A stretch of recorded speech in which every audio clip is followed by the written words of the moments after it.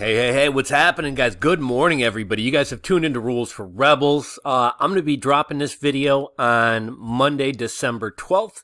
I'm making a video on Sunday, December 11th. So most of the news and stories you're going to hear about in today's video either come from the end of last week or over the weekend. We got a ton of stuff to talk about. We got a Fox Business article, Brace for a Recession. We're expected to lose 2 million jobs in 2023. There's an automaker in Illinois who's laying off all of their workers. Zero Hedge recently ran a story. Have you heard, or can you guess what percentage of Americans are struggling to buy groceries? The answer is over 70%. We're going to be talking a little bit about crypto, a little bit about will the Mexican beer cough come back? Snapchat and a lot of tech companies and social media companies are calling people back into the office, something that we had been saying for months may wind up happening as layoffs kind of start kicking off and as people become less secure in their jobs. We got a whole lot of stuff to talk about in today's video. Before we kind of really get into the meat and potatoes about this video, I just watched a video from Patrick Bet David, Valuetainment, great channel, check it out. I wouldn't call, he does a lot of like negative stories, but I wouldn't call him like a fearmonger or, doom porn or doom scrolling. If what you're saying is factually true, it's not fearmongering. I wouldn't say he's as much of a fearmonger as, say like Jay Bravo or, Steve Van Meter, or some of these other channels, but I was just kind of laughing because at the end of the, he tells all these terrible stories about how dire the economy is, and then at the end he's like, "Who wants to buy a Future Looks Bright t-shirt?" Because everyone, wants to be optimistic and thinks the future is bright. And I just thought it's funny, like you're talking about how the Vegas real estate market is going to collapse and all the layoffs coming, and nobody has any money, but the future looks bright. Buy a Future Looks Bright t-shirt. I'm not knocking him. I just thought that was kind of funny. His video was actually really interesting. He had talked about Las Vegas as kind of a sign for what's coming to the rest of the economy. And I would say most people would probably agree that Las Vegas is a very opulent place, right? Like out of all the places you go, there's certain destinations you can go and sit by a pool or sit by the beach. But literally Las Vegas, not only is it an expensive city, but 24 hours a day. I mean, the entire purpose of the city is just to suck money out of you. And if you guys have been to Vegas, there's some good deals, there's some cheap buffets, but overwhelmingly, you go get yourself a cheeseburger at kind of a fast casual sit down place or fast food restaurant. And it's like $25 for a cheeseburger, fries, and a Coke. People spend a lot of money in nightclubs, a lot of money in gambling. If there's one thing you can cut out Vegas. Maybe guys who are spending a couple grand on a bachelor party for a buddy, they may wind up cutting back on that. Whereas, maybe taking your kids to the beach in Florida, you can do it a little bit cheaper. That may be something that's going to be cut a little bit later on. But Vegas is probably one of the first things to get cut. I believe the MGM just laid off about 90% of their employees. There are a lot of people still wanting to move to Vegas. We're going to be getting into in a little bit here what cities have the most people wanting to move there, or what cities are getting the most searches on sites like Zillow and Redfin, as well as what cities are seeing the biggest exodus, or what cities are being searched a lot less than they were over the past 2 years. So we're going to get into that. The Vegas real estate market is an interesting one. It's, kind of like Florida. It tends to have huge rises and then huge crashes. But one thing that's really interesting about Vegas, in Florida, most of the jobs are low-wage service sector jobs and they don't pay great. What's unique about Vegas is a lot of these card dealers at the casinos, a lot of these waiters at fine dining restaurants, these people can make $70,000, $80,000 a year, even six figures working as a blackjack dealer, working as a roulette dealer, being a waiter in a nice restaurant or being a bartender at a nice bar. These people can make some serious money, and so they're not renters. A lot of them actually buy homes and are kind of propping up the Vegas real estate market. So if people stop traveling to Vegas, which is kind of a trend that we're seeing and kind of a bellwether for the rest of the economy, what does that mean for the Las Vegas housing market if you had all these car dealers and waiters and waitresses who have, expensive homes, and now, they're losing their six-figure jobs, and there's not going to be any jobs to replace them. Let's see, we got a Fox Business article, Brace for a Recession, expect 2 million job losses in 2023, according to Citi, and we're already seeing that start to kick up. Every day, there are more and more layoffs, and with inflation remaining high, this is likely going to trigger a recession and even more layoffs. And once layoffs at one company start, what other companies depend on that one company to either buy raw materials, buy parts, a series of layoffs at one company is going to trigger a series of layoffs at other companies. Let's see. The reason the Fed is okay. So the reason that the economy is tanking is not because the Fed's raising rates. I mean, that's part of it. But the reason the economy is tanking is because we had kept rates artificially low for too long. The Fed was buying equities. They were printing insane amounts of money. And they kept up these policies for much too long. Another article from Fox Business, an automaker. I'm not familiar with this one. I haven't heard of this one, even though it's in my home state. There's an automaker by the name of Stellantis. They make electric vehicles, and they're closing their plant in Belvidere, Illinois. I believe they have 1,350 employees. The articles and their statement say they're laying off hundreds of employees. It doesn't say all 1,350. But if they're closing this entire production facility, where are these other employees going to go? Are they trying to make it sound better? We don't really know, but we're starting to see these layoffs extend beyond the real estate industry, beyond the mortgage industry, and beyond the tech and social media industry. And then once the economy starts getting bad, who is going to be left to buy these electric vehicles? My advice would be if you have a stable job, even if you're not in love with your job, try to keep that job. Be the first one into the office, be the last one out of the office. Show you have some value to the company. It's going to be hard to replace a good high-paying job in 2023. What we're seeing is a lot of good high-paying jobs going away, and what we're seeing replace it are low-wage service sector and hospitality jobs, bartenders, waiters, baristas, shelf stockers, and cashiers. And oddly enough, the people who get laid off, the people who were laid off a month ago, or even the people who are laid off in the very near future, I think they're going to fare better than the people who are laid off early into 2023 as well as mid-2023. Right now, there are still some jobs out there, and a few months ago, layoffs hadn't even really started. But once the mass layoffs start in 2023, and there's so many fewer jobs out there, there's so much competition for the good jobs that there are out there, it's only going to get more difficult to replace a good high-paying job or a career. We have another article from The Hedge. I believe we've talked about this one previously, but Zero Hedge had an article and they said, can you guess what percentage of Americans are struggling to pay for groceries? And the answer to that question is over 70%. Again, technically everyone says we're not in a recession.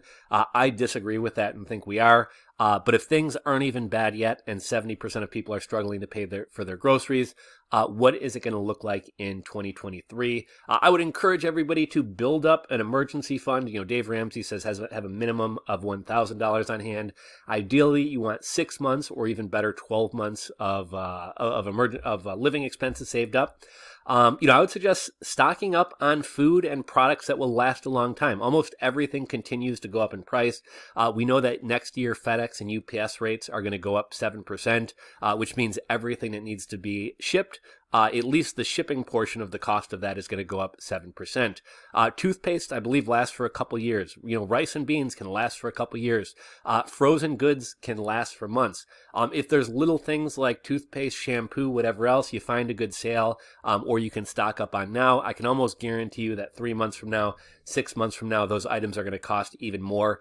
Back when Biden first started talking about food shortages, I ran out to Costco. I eat a lot of rice. I buy these 25 or 50 pound bags of rice. And I have rice with almost every meal. I was buying bags of jasmine rice from Costco for like $10 or $11. And shortly after I stocked up, the next time I went to the store and saw it, they were out of rice. And then shortly after that, it was like $22 or $25 a bag. So if you can stock up on food, if you can stock up on toilet paper, paper towels, these type of things that aren't going to expire, you can likely save yourself some money that way. I'm not a big prepper. I know a lot of people look at people who prep as being crazy. When you look at, California with earthquakes or Florida with hurricanes, it only makes sense to keep some drinking water around the house, to keep some flashlights with batteries. And recently we've seen a big uptick in attacks on the power grid. Nobody's really been talking about it, at least not until it shut down a drag queen story hour. That's the only reason that it made the news, is because it affected drag queens and trans people. But there has been over 100 attacks on our power grid in the last 8 months. They've been kind of seeming to uptick in how frequently they're happening. And we worry so much about cybersecurity, but it's kind of crazy that somebody can drive by a rural power station, pop off one shot from an AR, and take down power for 60,000 people. If power goes out, the water processing or water treatment plants go out? And what would you do if you don't have water? I mean, it's as easy as spend $9 and get 3 cases of water and throw them out in your garage and forget about them until you need them. But I think everybody could stand to be a little bit more prepared. Let's see here. What else do we got? Bloomberg article. I think I've touched on this one in some recent videos. 9 million millennials have moved back in with their parents this year. And that's on top of all the millennials who are already living with their parents or had already moved back in with their parents. That brings a total to 18 million. 1 in 4 millennials aged, what age are they? 1 in 4 millennials aged, here they're saying 18 to 41. I think really millennials would be 25 to 41. But 1 in 4 millennials are living at home with their parents. Do you think that's a sign of a healthy economy? Now, I know there's certain societies where multi-generational living is common, and I think that's a cool thing to do. I think if you have a close family unit and you guys can save expenses by living together, I think that's awesome. But it's sad if you're doing it out of necessity and not because you want to. Let's see here. What else do we got? We've kind of talked about this before. But, more and more working age males are dropping out of the workforce. And I could see if somebody winds up moving in with their parents and they don't have the pressure to pay a mortgage and kind of pay utility bills and pay all these other expenses, maybe people decide I'm going to get a more casual part-time job and potentially we lose more people from the workforce. All these articles talking about millennials coming home seeking help, but Gen Z, it's going to be the same thing. And, you might have kind of all segments of the population trying to lean on friends and family for support, whether that be a roof over their head, food, money, or whatever else. Goldman Sachs is warning that there could potentially be zero growth in the stock market in 2023. And I think that potentially is even optimistic. I'm expecting stocks to crash like another 25%, if not more. And that's on top of how far stocks have already come down. But Goldman Sachs is saying potentially no growth in the stock market in 2023. People who are retired or retiring and plan to live off of or subsidize their living expenses with investment income, that spells trouble for them. And you guys know I talk about the FIRE movement or the FIRE lifestyle a lot. The FIRE lifestyle is based upon the Trinity study, which is based upon the 4% rule. It basically means if you have 25 times your yearly living expenses saved up, you can basically live off the interest or live off the profits and not deplete your money. Well, when the stock market's not going up, when the stock market's going down, and when inflation's rising, that spells trouble for people who have retired early. This is kind of more like international news. The lights recently went out in Odessa, Ukraine after a kamikaze drone attack. The power is out in something like 50 or 60% of Ukraine right now, and they're heading into a very cold winter. It'll be interesting to see whether we continue to support them, whether we continue to write them blank checks. That is inflationary. We have plenty of problems right here at home. I don't know that we can continue giving money to Ukraine. We got some new info about FTX, the crypto exchange, and Sam Bankman-Fried. It's kind of come out, and we're starting to learn. I think we kind of already knew this, but basically SBF was trying to sabotage the entire crypto industry to cover up his theft, his wrongdoings. He basically was the reason that that Luna crashed, which brought down Celsius. He was responsible for the Binance Bridge attack last year. Basically, SBF wanted the entire crypto space to melt down so that he wouldn't be found out for the theft that he and Caroline and Alameda did. Let's see. This coming crash is not just going to affect the U.S. economy. The 2008 thing, it affected everyone globally, kind of because everything's reliant on us, kind of how the whole crypto market is reliant on Bitcoin. But we live in such a global economy, such a globally tied together world, that everybody's going to kind of wind up dragging each other down. It kind of makes me think, if you've ever watched a climbing movie where they're climbing Mount Everest and one person slips and they're all tethered together, one person falls down a crevice and one drags down the next, drags down the next, drags down the next. And I think that's what is potentially on the way for the world economy. There's also a lot of weird stuff going on I jumped ahead here. So let's talk about inflation rates by country. This was pretty interesting to look at. You may think that we have things bad here in the U.S., and we do. We're at what, 7.3% inflation. It's likely about 3 to 4 times that. Supposedly it's down from the 9.3%. In Europe and the UK, it's anywhere from 15 to 21%. But if we look at some countries who are really getting hit by inflation, we have Venezuela, inflation up 156%. Ukraine, 26%. Russia, 16%. Iran, 52%. Turkey, 88%. Argentina, 88%. And Europe and most Nordic countries, Finland, Sweden, all these types of countries, 15 to 21%. The most dramatic being Zimbabwe, which, nothing new there. Zimbabwe has $100 trillion notes, or 100 trillion Zimbabwe dollar notes. Inflation up 269%. Okay, so next, the Dutch government is trying to shut down 3,000 farms as part of a green agenda. Now, we already have inflation. We already have food shortages and food insecurity. Are they smoking crack? Why are they trying to shut down farms? And there is a lot of stuff going on globally with the food supply and the food markets. We've been seeing U.S. chicken farms have been catching fire. They've also been having to kill millions of chickens due to like bird flu, bird diseases. Food production facilities are catching fire at record rates. It's like every week, the largest food processor in the U.S. catches fire.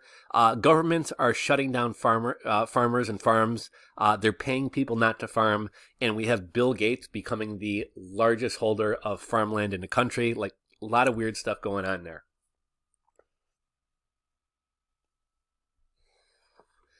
Okay, so we got some crypto news for you guys. This story might be one I might do in a dedicated video. European countries are trying to force crypto exchanges to report the holdings of people to the government. Now, what's important to note about this, in the U.S., like the crypto exchanges have to report how much profits you took, right?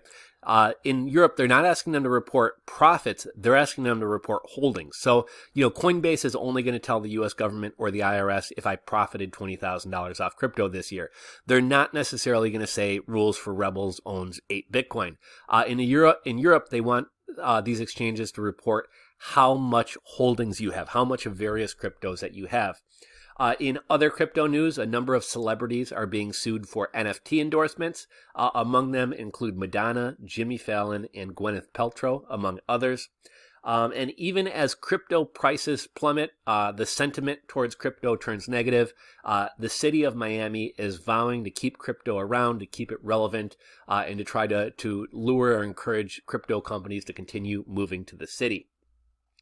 Another thing we've learned is 25% of people want to leave their current state. I've been trying to get out of Illinois for years. I had put a couple offers on houses down in Florida, but time and time again, I wound up getting beat out. And at this point, prices are so high that, I'm not really going to make a lot of sacrifices. If I'm going to be paying today's prices, I want to get something that I'm truly happy with, not something that I'm just willing to settle with.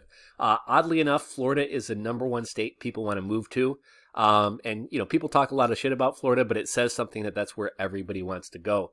The cities with the most people wanting to move to them, or I guess cities with the biggest uptick in Zillow and Redfin searches for them, Sacramento, California, Las Vegas, Miami, San Diego, Tampa, Florida, Phoenix, Arizona, Cape Coral, Florida, Northport, Sarasota, Florida. I love Sarasota. That's actually one of the places on my short list to move to. I'm kind of looking at Sarasota, Gulfport, St. Pete. Those would probably be my top choices, though I'm also open to Clearwater, Safety Harbor, Dunedin, maybe even Oldsmar, and Bradenton is on the table, but Bradenton is pretty dumpy and pretty ghetto. I do think it will be getting nicer. The cities with the most people wanting to leave, or the city with the biggest drop in searches for people looking for houses in those cities, include Los Angeles, San Francisco, New York, Washington, D.C., Boston, Chicago, Detroit, Denver, Seattle, and Philadelphia. What's interesting here, right? Like the Florida is a very red state. A lot of people are wanting to go there. Pretty much every city and state on this list of people wanting to leave are not only blue states or blue cities, but like very, very liberal. San Francisco, right? Everything in San Francisco is locked up in grocery stores because they're just willing to let people steal up to $1,000 of stuff, walk out of stores, and not prosecute them. New York, these cities also had the most stringent Mexican beer cough lockdown. So it's pretty clear to me what people are looking for and where they live and what they're not looking for. Let's see, more and more companies are warning of price hikes and store closures due to theft, and it's likely to get worse in 2023. Target, Walmart, a number of other large corporations, as well as smaller family-owned businesses, are shutting down and leaving cities like San Francisco, Portland, Seattle, because you just can't make money when people are constantly breaking out your windows and stealing from your stores. Natural gas prices are striking on the West Coast. Natural gas prices are spiking on the West Coast. We got a Wall Street Journal story. The labor market is so tight. Companies are hiring people with no interviews at all. Most notably Amazon, but this is other companies too. And this is kind of a strange dichotomy, right? Like we talk about mass layoffs. We're talking about expecting to lose, 2 or 3 million jobs in 2023. But at the same time, there's labor shortages and companies are tight. And companies like Amazon, I told you guys, one of my buddies recently got a job at Amazon. Despite a lot of people talking shit about Amazon, he absolutely loves it.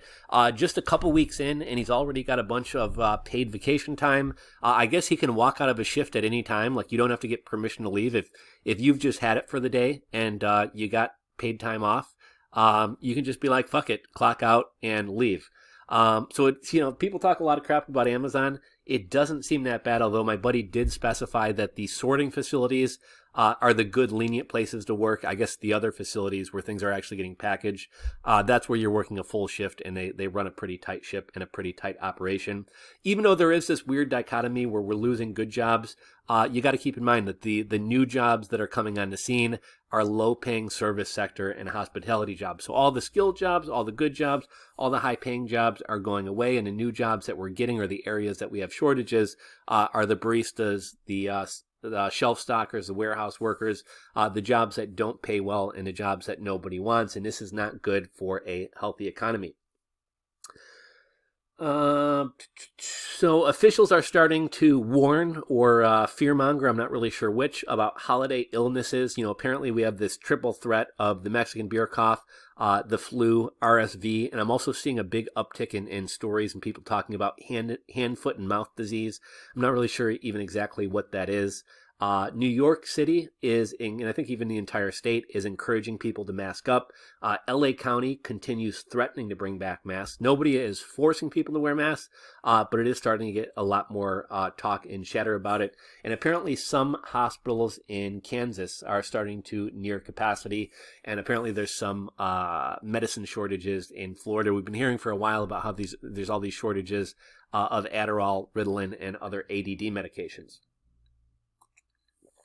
Let's see.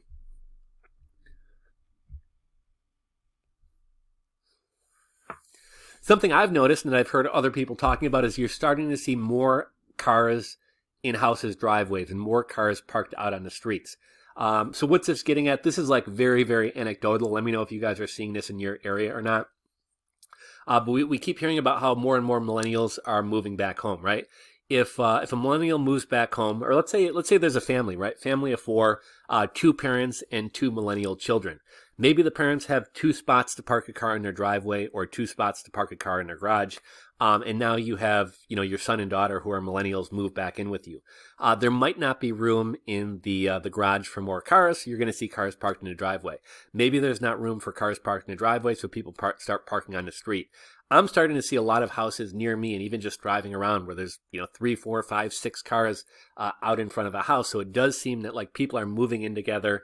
People are trying to lower their living expenses by moving in 3, 4, 5, 6 people to a house. More families are moving in together. More parents are moving in with kids. More kids are moving in with parents. So that's kind of interesting to see. More and more people are rating their retirement accounts. I believe they've only kept records on this since the early 2000s, something like 2004. But at the highest levels ever on record, people are rating retirement accounts or taking, I'm having a brain fart as far as what the word, like a hardship withdrawal. Now, in fairness, again, like I said, I want to give you guys a real picture of what's going on. I'm not necessarily trying to fearmonger you, but I am trying to drill into everybody's heads that things could get very, very bad. Now, full disclosure, and to be fair, buying a home is one of the reasons that you can take a hardship withdrawal from your 401k. So it's not as if everybody has no money to put food on the table and that's why they're having to take money. A good portion of these people are trying to take money to buy a home. But it still is telling that they don't have a down payment saved and they're having to raid their retirement account. And where this could get really ugly, when you take a loan from your 401k, you have to pay yourself back interest. I think it's 4 or 5% interest. So it's not really bad from that perspective. But if you wind up losing your job, or if you wind up quitting or leaving the company, all that money is due at once. So if you take a $50,000 loan out of your retirement to buy a home, and then next year you wind up losing your job, you still are going to have to pay that back. I'd encourage everybody to have an emergency fund, so you don't have to tap into your retirement to buy a house or put food on the table or pay your rent or pay your mortgage.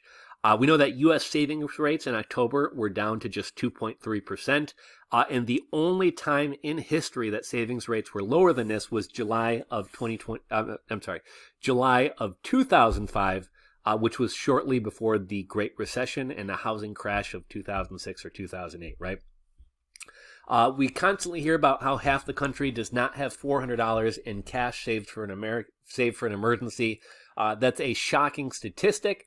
But what happens after you've tapped out your credit cards? What happens after you've tapped out your home equity? What happens after you've raided your retirement account? At that point, you are done. There's no more money. There's no more places to get money. Jamie Dimon of Chase Bank, I've talked about this before.